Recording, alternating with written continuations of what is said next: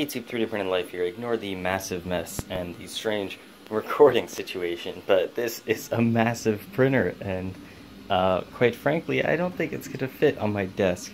It's probably going to end up living under here, so while it's still out here, I'm going to be recording it just in the open. I will clean this up for next time, but don't worry. This is just going to be a very quick first impressions and thoughts about the build process of the TronXY X5s. Now, if you don't know, this printer was sent to me by GearBest for your charge. There will be a link down below where you can check out the printer at GearBest and purchase it if you are interested. There's a discount code for a few bucks off, like 10 bucks off. This printer has a massive build area of 330 by 330 by 400, which is huge. Basically, it rivals the CR10. However, rather than going with that Prusa style moving bed and then moving carriage up and down and all that stuff, it actually has a Core XY mechanic system with the bed, dual lead screws moving up and down. Building this printer was actually super simple. It took me maybe 4 to 5 hours total to get this thing up and running. Now, I am very experienced with building printers, so your mileage may vary. There are definitely some confusing parts, but overall, a pretty simple build. Wiring it was actually very easy as well. There was one connector that was missing, so I did have to solder a little, but I'm sure that was just a mistake, and I'm sure if you contacted whoever sold you the printer, you could probably get a replacement cable sent, but I didn't want to deal with rewiring and all that stuff, so I just soldered on a new connector. It comes with these really nice cable chains, which are actually super nice looking. They're kind of cheap, so they don't sit perfectly nice, like they have these weird kinks and stuff, but that doesn't matter because they work well. It covers the full motion, and it looks much prettier than having a bunch of wires going all over the place. Cable management is also going to be super easy. Once this thing is like finalized and I've done all my upgrades, it pretty much all comes down to this one main mesh, which I can just cover with the spiral wrap stuff and then be done with it, and it will be nice and pretty. As far as build quality, it's pretty good. There are a few notable exceptions. These idlers suck. They're basically just aluminum washers which cannot rotate with bearings inside here, so definitely not ideal, and I'm actually printing some upgrade parts now on my Eclips3D2.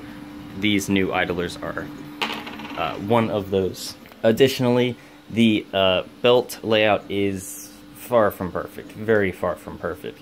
So that is also something that will be fixed by those printed upgrades. But basically, the belt coming from here to this idler, that doesn't matter because those two are stationary points. However, going from here to this guy, it is not parallel. As you can see, it comes out a bit. Same on the other side, and then coming in, one belt is nice and parallel, the other one is not. It is far from it. But there are fixes on the way. Basically, the fix for this guy is just to have two pulleys on both, and then have one going here and the other one going to a separate mounting point on this side. I have done a few prints, and this is the first real print I've done after calibration.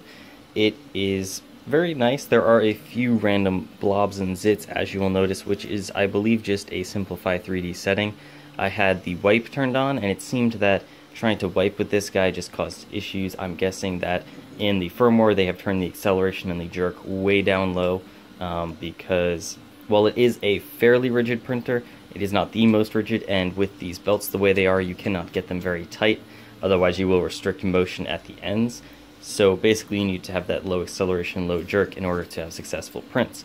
However, with wipe turned off, I do expect to get better results, and once I go ahead and print those upgrades, I will also be upgrading the firmware to the latest version of Marlin, redoing the configuration, finding the optimal acceleration and jerks, so that hopefully this guy can get printing a little bit faster.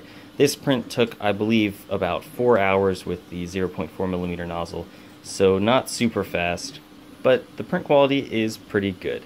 There is, of course, some to be desired in the detail area, but this is a $300 large-scale printer. You can't expect it to have perfect details. So what is coming up for this printer? A lot of stuff. I'm going to be doing a review of the bare model as it is with no upgrades.